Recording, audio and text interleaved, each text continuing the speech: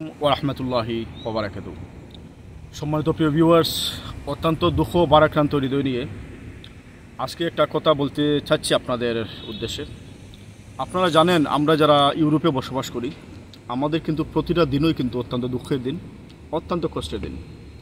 দিন যত যাচ্ছে আমাদের বিরুদ্ধে যে বৈষম্য, আমাদের বিরুদ্ধে কিন্তু প্রতিটা দিনই কিন্তু বাড়ছে।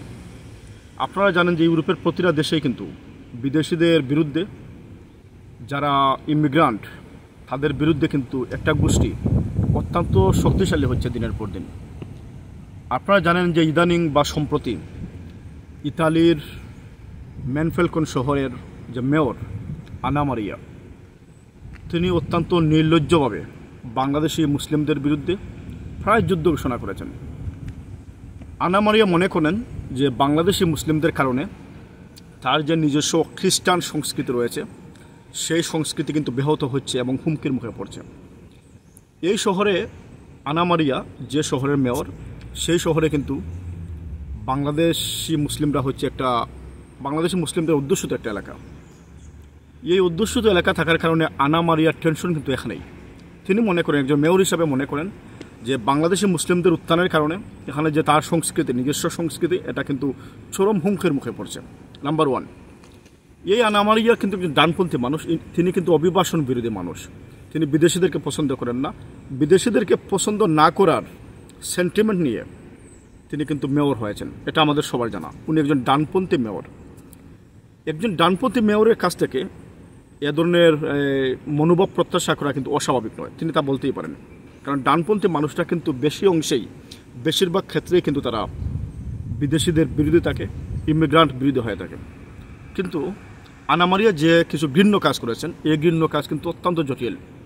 ইতিমধ্যে আমরা শুনতে পেরেছি, আমরা কনফার্ম হয়েছি যে তিনি ওই শহরে 2টি মসজিদকে উনি বন্ধ করে দিয়েছেন, ইসলামিক সেন্টারকে তিনি বন্ধ করে দিয়েছেন। যেখানে মনে করেন যে মুসলিম বাচ্চারা খেলাধুলা করতো, সেই খেলাধুলার পার্ক পর্যন্ত তিনি বন্ধ করে দিয়েছেন। এবং আরেকটা ইম্পর্টেন্ট জিনিস হচ্ছে, ওই এরিয়াতে তিনি পুলিশ মোতায়েন করেছেন অত্যন্ত বেশি। যে পুলিশের কাজ হচ্ছে যে মুসলিমদেরকে, বাংলাদেশি মুসলিমদেরকে বা মুসলিম সম্প্রদায়কে আপনার আটকানো, মানে আপনার হেনস্থা করা। এ সকল ঘৃণ্য কাজ কিন্তু আনা মারিয়া করে যাচ্ছেন ইউরোপের মাটিতে বসে একজন মেয়র হিসাবে।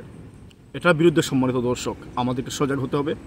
এবং বাংলাদেশিদের উপর ধরপাকড় হচ্ছে। যারা বাংলাদেশের অবৈধ মানুষ ওখানে বসবাস করছেন কাগজ ছাড়া, তাদের উপর কিন্তু ধরপাকড় করার মতো একটা পরিস্থিতি ওখানে তৈরি হয়েছে। এজন্য বাংলাদেশি মুসলিমরা কিন্তু ওখানে অত্যন্ত শঙ্কিত অবস্থায় দিন পার করছে। এই অবস্থায় আমি বাংলাদেশি সমাজকে, বাংলাদেশি সোসাইটিকে আমি এখানে বলবো, যারা ওখানে বসবাস করছেন, তাদের সবার প্রতি উদাত্ত আহ্বান যে আপনারা সতর্ক হবেন, আপনারা সাবধান হবেন। এই ধরনের রেসিজম কিন্তু প্রতিনিয়ত কিন্তু আমাদের বিরুদ্ধে বাড়ছে। আর আপনাদের উচিত হচ্ছে, যে সমাজে বসবাস করছেন, এই সমাজে আপনাদের নিজের অস্তিত্বকে সুসংহত করা, শক্তিশালী করা। যদি নিজের অস্তিত্বকে আপনারা সুসংহত করতে পারেন, শক্তিশালী করতে পারেন, ইংল্যান্ডের মতো, লন্ডনের মতো, লন্ডনে কিন্তু বাংলাদেশের সোসাইটি কিন্তু অত্যন্ত সুসংহত এবং শক্তিশালী। এজন্য কোনো রেসিজম যখন এখানে রেসিজমের যখন উত্থান হয়, আমরা তখন শক্তভাবে এটাকে প্রতিবাদ করতে পারি।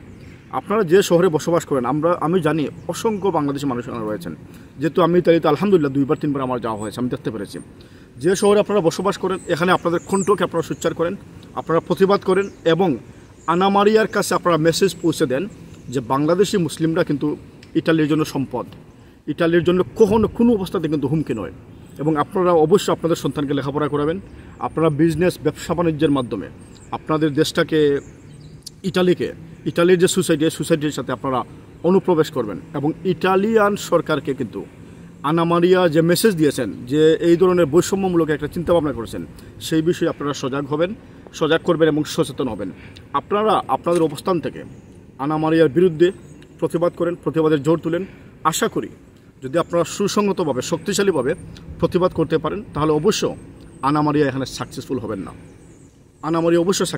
না। এবং আমি অত্যন্ত ওয়ারিড যে প্রতিনিয়ত শুনছি যে আনা মারিয়া যে মেয়র, সেই মেয়র এটা বন্ধ করছেন, ওটা বন্ধ করছেন, পুলিশ মোতায়েন করছেন। যেখানে তিনি মুসলিম মহিলাদেরকে পাচ্ছেন, হিজাবের বিরুদ্ধে কথা বলছেন, তাদের ড্রেস কোডের বিষয়ে কথা বলছেন, ড্রেসের বিরুদ্ধে কথা বলছেন। এসব হচ্ছে একটা নির্লজ্জকর কাজ। এটা ঘৃণার কাজ। অন্তত ইউরোপের মাটিতে কিন্তু রেসিজমের প্র্যাকটিস করা অত্যন্ত ঘৃণ্য একটা কাজ, অত্যন্ত ঘৃণ্য একটা কাজ।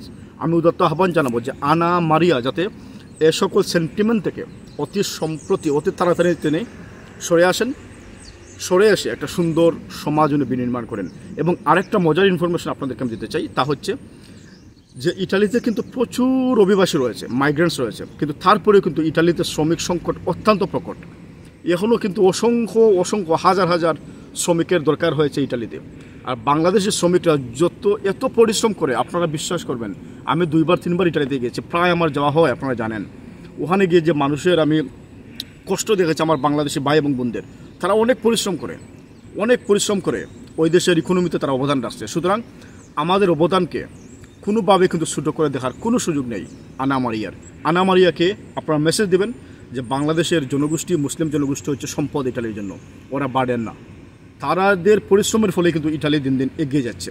সুতরাং অভিবাসী বিরোধী সেন্টিমেন্ট থেকে উনি যাতে ফিরে আসে, আপনারা সেই পদক্ষেপ নেবেন এবং সবাই সতর্ক থাকবেন, সবাই সাবধান থাকবেন, ভালোভাবে চলাফেরা করবেন, সতর্কতার সহিত চলাফেরা করবেন। আপনাদের সবাইকে ধন্যবাদ। ভালো যদি লাগে বাংলা টিভি ইউরোপকে সাবস্ক্রাইব করবেন, ভালো না লাগলে দেখে যেতে থাকেন। আপনাদের সবার জন্য শুভকামনা। আসসালামু আলাইকুম ওয়া রাহমাতুল্লাহি ওয়া বারাকাতুহু।